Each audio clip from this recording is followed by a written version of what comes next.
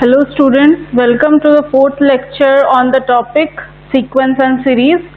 So till now in the series we have understood the meaning of series, and we have done geometric series and telescoping series, and also we have discussed about the nth term test for divergence. So now we are going to look some of the basic properties that the series follows. So the first is when you add or delete finite number of terms in the series. So I'll write the heading adding or deleting terms. So we can always add and delete the finite numbers of terms from the series without changing its nature. That is, if our series is convergent, the series remains convergent if we add finite numbers of terms or we delete finite numbers of terms. And also, if the series is divergent, it remains divergent if we add finite numbers of terms or if we delete finite numbers of terms. So I'll just write, we can always add or delete finite number of terms from a series without altering its nature, that is convergence or divergence. So in the case of the convergence, what will happen? Only the sum will change. That if you add some finite numbers of terms, the sum of the previous series will change to the another sum, but the basic nature will remain the same. That is, the convergent series will remain convergent and the divergent series remains to behave as divergent. So now if we see an example, like if I have a series, this,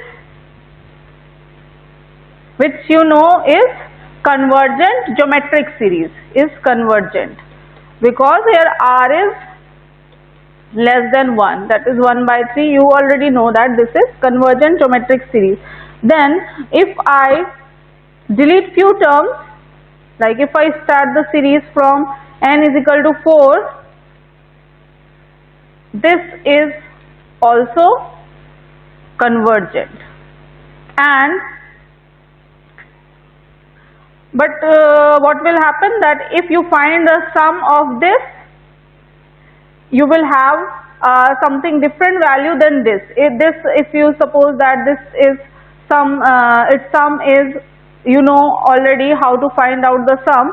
So if you find out the sum, and the sum of this will be 3 terms lesser than the sum of this. So you now understand that the basic nature will remain the same even after adding few terms. And similarly, if we add or subtract in any divergent series, that is, if we have this, similarly if I have this series and you know that it is divergent, we will prove it by integral test just in this lecture only. So just this is divergent, and if I add few like finite terms, this will be also divergent. And if this is by adding more terms to this series, and if I subtract, like eliminate few terms from this will also diverge. So I hope this one is clear. So now next property is that reindexing or index shift. Now what does this mean? This means that we can reindex the series without altering its convergence, provided the order of the terms have been preserved. So I'll write it down and then I'll explain what does this mean. We can always reindex, like we can start the series from anywhere without altering its convergence provided the order of its terms has been preserved. So that means that if you want to change the index, suppose that I have this series. Now you can write this series as this also. What you have done, you have re-indexed. See, I have here started from n is equal to 1 and this series is same to this series, and also I can write this series as this. So for whatever the reason you want to change the index, you can always do that, and you can already seen that this, if you open this series, this will be, and this is the same. These three are equivalent. So you can re-index the series from whatever term you want, and usually we prefer indexing that leads to the simpler expression. Like this is looking more simpler than this, so we prefer this index. Now if I ask you that I want to start this series from n is equal to 0, so you can obviously do that by putting n is equal to I plus 2. So what you will get? You will get, so now you can see that you can start this from 0 and it will give you the same result as this. So you can always re-index. This is the same as this. So I hope this one is also clear, and you can check this is this for both the cases. And here you started from n is equal to 2 and here you started from I is equal to 0. You can even write it as n is equal to 0 from to this. Now both means the same. Okay, now we will go on that how we can combine two convergent series. So if we have two convergent series, then we can add them term by term, subtract them term by term and multiply them by a constant. We get a convergent series only. So if we have, then we can firstly add them term by term, secondly subtract them term by term, and thirdly multiply them by a constant to make a new convergent series. So let us have a look on a theorem which is related to the combining of series. So I'll write a theorem. So it says that if, this means what, that you have a convergent series an, that is converging to value a, and there is another series bn which is converging to value b. Then firstly the sum rule, you have already known that we can add two series term by term and we get a new convergent series. So this means that, so you have this convergent series, so you can add them term by term, and this series, the new series, will converge to the value a plus b. And so the next is difference rule. So this is again like same, you can subtract two convergent series term by term. So I have this minus this will converge to value a minus b, and last I have a constant multiple rule.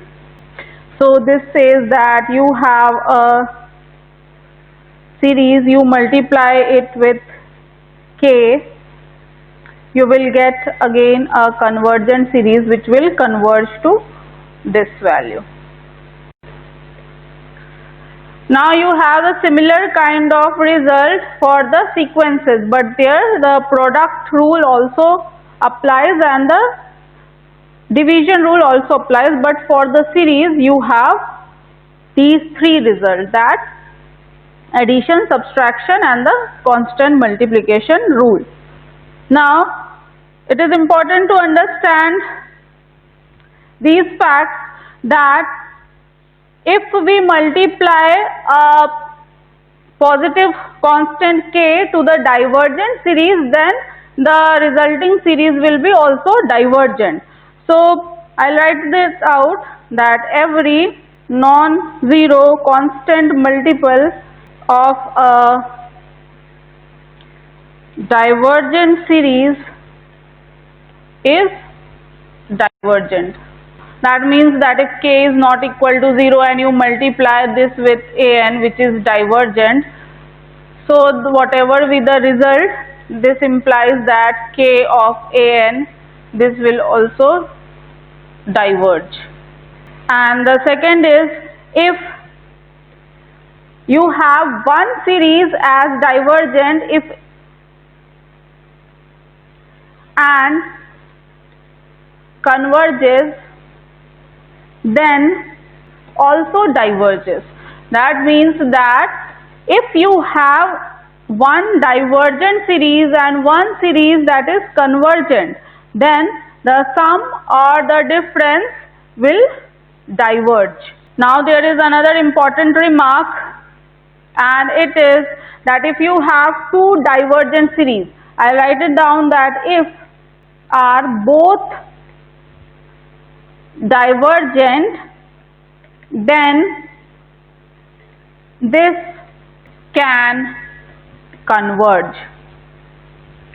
So you have seen that if one was convergent, one was divergent, the sum will diverge. Now this result says that if both of the series are divergent, then it is possible that a plus b can converge. It is not necessary like it will converge only, it can converge or it may diverge.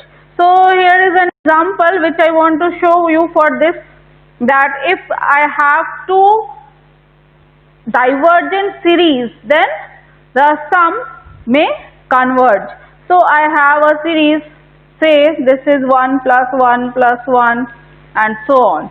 You can easily see that you cannot find the sum of this series, so this is divergent. Now you have another series which is minus 1, again these both are divergent. But when you find out this, what will you get? You will get this series, and therefore you can easily see that the sum of this series is equal to 0 and therefore it converges. So it is not necessary that if you have two, okay, so it's not necessary that if you have the two divergent series, then the term by term, like if you add these two series, you will get a divergent, it can converge also. Okay, so let us take some few examples on this combining series results. So the first example is, check the convergence. You have this series and you want to check the convergence of this series. So this will be equal to, now you can see that this is a combination of two series. Okay, so you already know that this is a convergent geometric series. Why? Because it has R 2 by 3 which is less than 1, and this is also convergent geometric series with R less than 1. Here R is 1 by 3. So these both are convergent geometric series, and you have already seen that if we subtract both convergent series, we will get a convergent series which will converge to the value.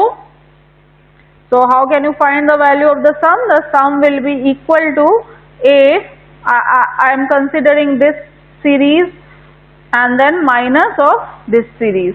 So this A will be 2 by 3 divided by 1 minus R is this, and minus 1 by 3, 1 minus 1 by 3, which will be equal to, ultimately you will get 3 by 2.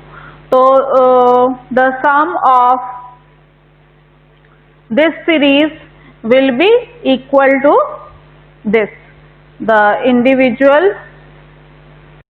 sum of both the series. You will find out the individual value, like suppose it is A and B, and when you subtract it you will get the value for which this series converges, and this will be its sum. Okay, so now let us see another example. So this is a series. You have a series which is a combination of these two series.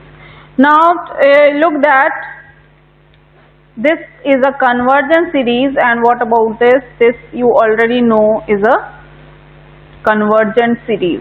So this one is convergent G series with R is equal to 1 by 2, which is less than 1. So this will be a convergent geometric series. Now what about this? So for this I can write it as, now this one will be divergent. Why? Because if you take the nth partial sum, you will see that it will not, the limit will not exist, and you know the connection between the nth partial sum and the series.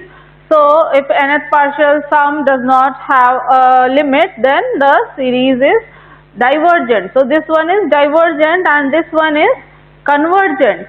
So the sum will be divergent, and therefore AN is also divergent. So I hope this is clear about the combining of the series. Now we will move on to another result, that is the corollary of the non-decreasing theorem. I hope you remember the non-decreasing theorem. It says, it was for sequences, which says that if the sequence is non-decreasing and it is bounded from above, then it will be convergent. So now let us look at this result in terms of the series. So it says that a series of non-negative terms, that is, if this series has a non-negative terms, that is, you have AN is greater than or equal to 0 for every n, it will converges if and only if its partial sums are bounded from above. So I hope the statement is clear. Now I'll give a brief explanation for this, that if this series, that is AN, has all the terms which is greater than or equal to 0 for every n, converges if and only if the partial sums are bounded from above. So let's see its explanation. Now if you consider the partial sums, you know S1 is what? You have this series. You have this series and you know that AN is greater than or equal to 0 for every n. You have this condition already. Now S1 will be S1 will be equal to A1, S2 will be equal to A1 plus A2, S3 will be equal to A1 plus A2 plus A3, and so on. Sn will be equal to A1 plus A2 plus A3 till An. Now from this observation, what can you find? You find that this Sn, the sequence Sn of partial sum will form a non-decreasing sequence. Obviously, because an are greater than 0, then you can clearly see that this S1 will be smaller than this S2 and S2 will be smaller than or equal to S3. Maximum it can happen that it can equal, but this S2 cannot be less than this S1. So you can clearly see that this sequence will form a non-decreasing sequence. And you know from the non-decreasing theorem that if we show that the sequence Sn is bounded from above, then the sequence is convergent and ultimately the series will also converge. We will not able to tell the sum, but we will able to say that okay, it is convergent.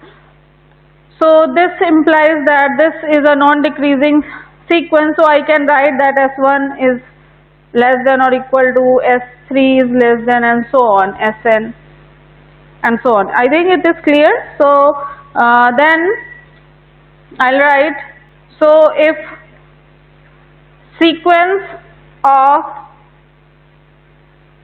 partial sums Sn of the series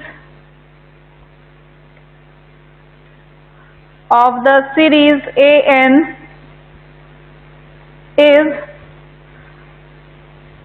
non-decreasing, then by non-decreasing sequence theorem, if it is bounded from above, it will be convergent. You already know that if we have a sequence Sn and it is non-decreasing, you have already seen that it is non-decreasing because An was greater than or equal to 0, and then it will be convergent when it will be bounded from above.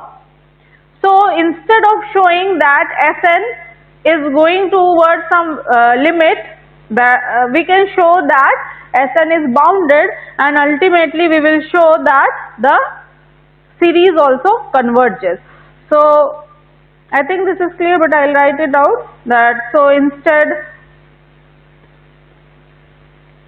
of showing Sn is convergent, we only need to show it is bounded from above. Okay, so let us take an example.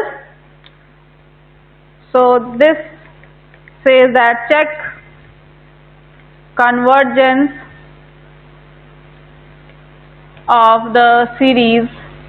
Now you can clearly see that it contains all non-negative terms. Now if it has non-negative terms, the partial sum will create a non-decreasing sequence. So let us consider, therefore you know how to find out Sn will be equal to 1. If I put 0, I will get 1, and then 1 by 1 factorial, 1 by 2 factorial, and so on. Now this will be, I can write this, you can clearly, this is equal, this is also equal, this, and then 1 by 3 factorial will be 6, which will be less than this 1 by 4. So this series which I am writing over here will be greater than this one, and which is equal to 1 plus, you can write it as summation from 0 to n 1 by 2, or you can write it as k minus 1, and you can take it from 1. So now you can find the sum of this series, which will be equal to a 1 minus r. This will be equal to 1 upon 1 minus 1 by 2, which will be equal to 2. So I am just writing out the sum of this. Okay, this this will be greater than this plus k is equal to 1 to infinity 1. Obviously, if I take it till n and if I add more terms, this will be greater because I have all the positive terms, non-negative terms. So this inequality will hold and this will be equal to 1 plus 2. So ultimately Sn will be bounded by the value 3. So you have shown that Sn is non-decreasing. It is clear that the sequence Sn is non-decreasing and it is bounded by the value 3. So Sn, the sum of the partial sequence converges because it is non-decreasing and bounded from above. Therefore converges and hence summation of 1 by n factorial also converges. So you didn't find out the limit. So this value, like the sum of this will not equal to 3. It should be clear that this one is only the upper bound and it is not the least upper bound. It will be the upper bound. So the series, we have proved that the series will be convergent, but we cannot say that its sum will be equal to 3. So we will now move on to the again a very important test, which is called as integral test. It is also for testing whether the given series is convergent or divergent. You will see that in the entire topic of this sequence and series, you are looking whether the series is convergent or it is divergent. So this integral test is also related to that we are given some series that follows certain criteria, and if it follows certain criteria, we will put the integral test and we will check whether the series converges or diverges. So I'll write down the heading, the integral test, and this is very important test which makes your life easier. So now the statement of this theorem says that let An be a sequence of positive terms. Suppose that An is equal to f of n, where f is a continuous positive decreasing function of x for all x greater than or equal to n. N is some positive integer. This n, capital N, is some positive integer. Then the series this and the integral this both converge or diverge. So now this says that you have a sequence which is having the positive terms, and suppose that An is equal to f of n. Now if this f is continuous, you have to remember that this f should satisfy this condition. F must be continuous, it must be positive, and it must be a decreasing function of x for all x greater than or equal to some positive integer n. Now then we can say that this series, that is from this positive integer n to infinity, and this integral, that is from the lower bound is from n to infinity, fx either both converges or both diverges. So let us see the proof of this integral test. The proof is interesting, so let's prove it. Now for proof, I'll make one figure, and which you know that f must satisfy some condition, that is f must be continuous, positive and decreasing function. So I take a function like this. This I called as y of f of x, that is f of n. Now this is my 1, 2, 3 and so on, and this is my n, and this is my n plus 1. Okay, now see that if I draw a point, this will be my 1 comma a1, and if I draw a line, this will be my 1 comma a2. Similarly, this will be my this will be 2 comma a2, and this will be 3 comma a3, and this will be n comma an, and this will be n plus 1 comma an plus 1. So now if I draw a rectangle, suppose I made a rectangle joining this. Now you can easily see that the area below this curve, this y is equal to fx, if you see the area below this curve is less than the area of rectangle. So let me first write that we will prove it for n is equal to 1. We will prove the integral result for capital N is equal to 1, and the proof of the journal n follows in the similar way. So we will prove, and the proof for journal n is similar. So that means that we consider that the function is continuous, decreasing and positive for n greater than this 1. So that means that all the conditions are satisfied for above the value of 1, and then we will show the result. So if you consider from the figure, it is very clear that if you find the value of the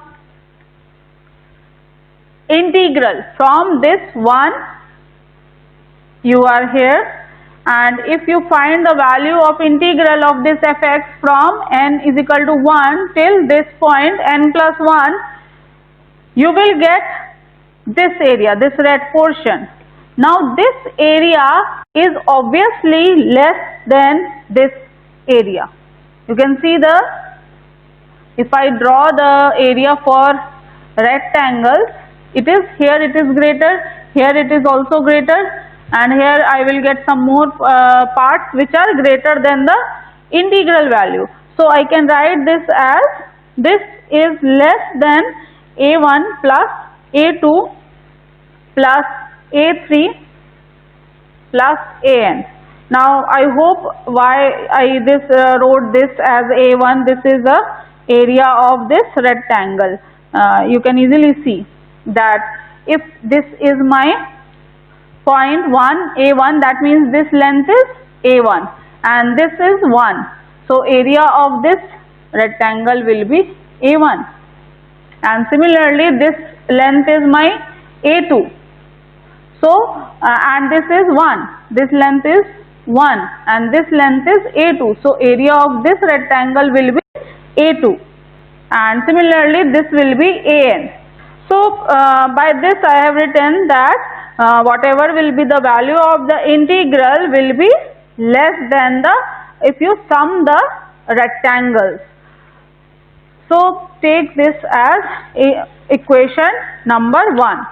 Now we will see another figure. Let us draw another figure. Again I have my fx.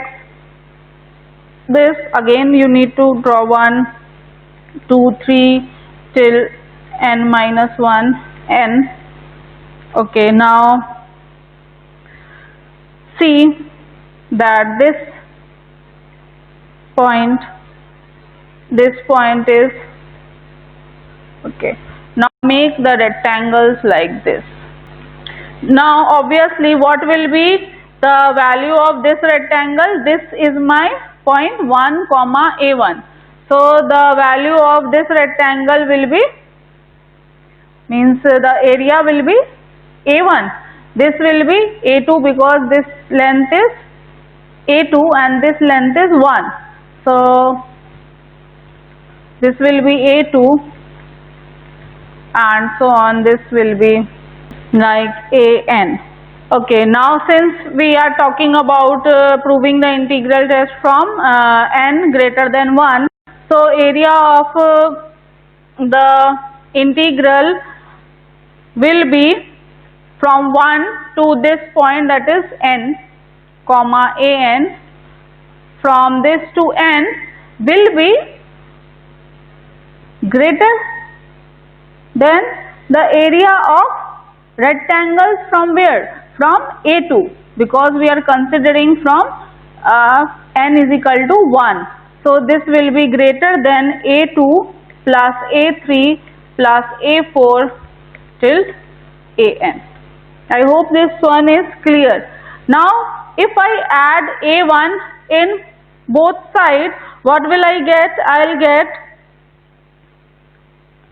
I am writing it over here, a1 plus a2 plus a3 till an will be less than a1 plus.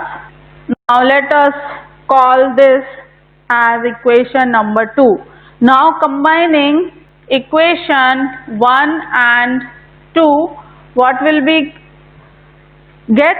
See, this is my equation number 1, which says that the value of integral of fx from 1 to n plus 1 is less than this, and this says that this is greater. So this will be in the middle and this value is less than a1 plus, and this is, sorry, this will be 1 to n plus 1 f of x dx.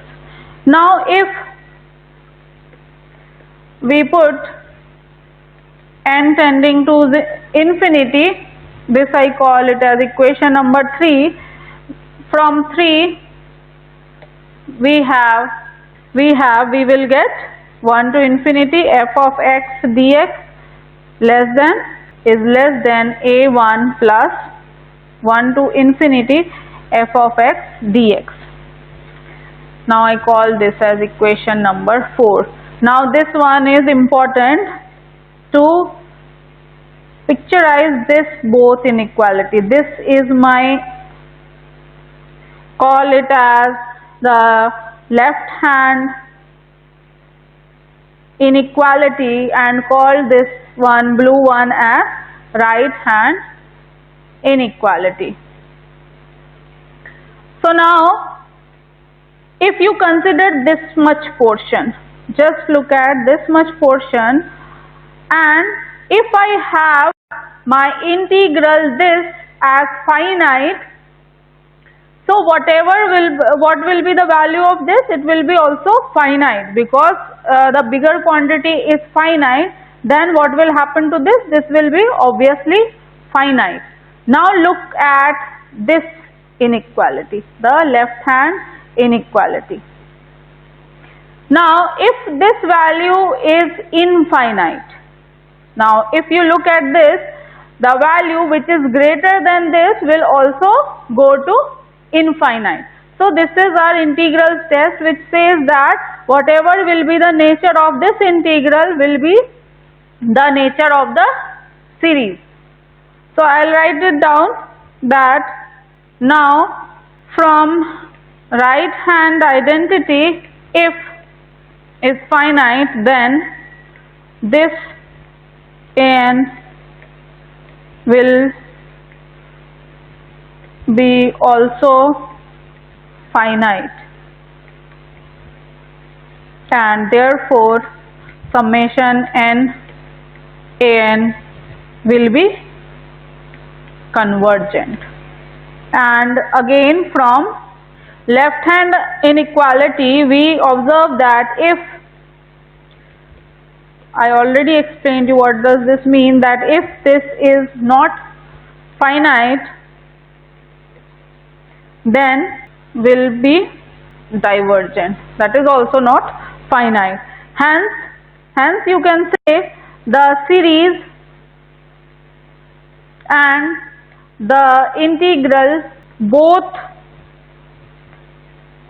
are finite or infinite.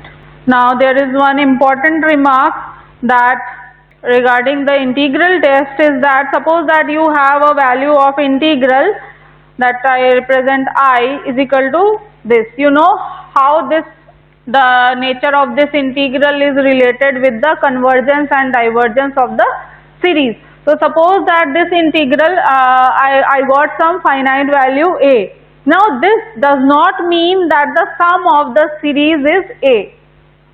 So this, then it is not, let I is equal to this, then it is not necessary that sum of the series will be a. So there is no relation between the value of the integral and the sum of the series. So I hope this one is clear, that how this value of the integral is related to the nature, the convergence and divergence of the series. So now let us do some examples. Now use integral test to show convergence or divergence of this. Now you are using this series many times. I have told you that you will see that this series is divergent. So let us prove it by the help of integral test that this is a divergent series. So now see that you have a series, and obviously this an I have written it as some f of n, and this I have defined a function f of x for x greater than equal to 1, which is equal to 1 by x. Now clearly f is positive for every x greater than or equal to 1, and secondly f is continuous for every x greater than or equal to 1, and thirdly f dash x, what is f dash x? This is equal to this is easy to find. So this implies that f dash of x is less than 0 for every x greater than or equal to 1. Now why we are doing it? We are doing it to confirm that we can apply integral test for the checking the convergence and divergence of this series. So in the statement only you have written that if f satisfy these three conditions, then only you can apply the integral test. So we are just looking at these three conditions, that this is positive, this is continuous, and this is decreasing. So all the conditions are satisfied, so we can apply the integral test to find the nature of this series. So let us apply the integral test. So I'll find out, and since this satisfies for all x greater than, so I will apply it from 1 to infinity. So if I find the value of this integral, this will be equal to infinite, and therefore by integral test 1 by n is divergent, because you have proved just now that the value of integral will tell you about the nature of the series. So since this is going to infinite, the given series will be divergent, and if it was finite, if in other case it comes out to be finite, then the series will converge. So I'll leave this lecture here itself, and we will do more sums on problems on this integral test on the next class. Thank you.